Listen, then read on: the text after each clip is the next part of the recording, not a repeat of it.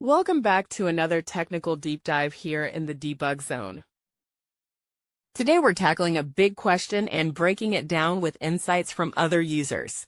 Hopefully this clears up some misconceptions and helps you get the answer you need.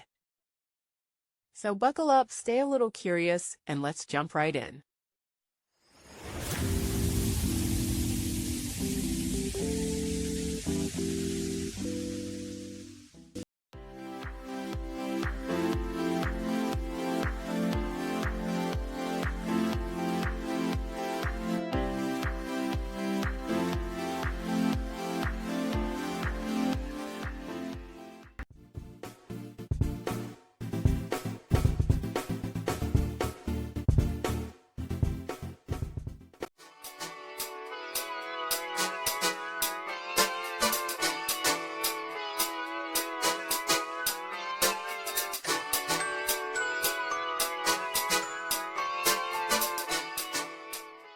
And that's a wrap.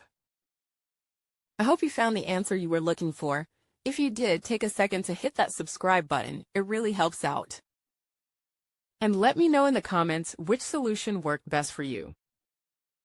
See you next time in the debug zone.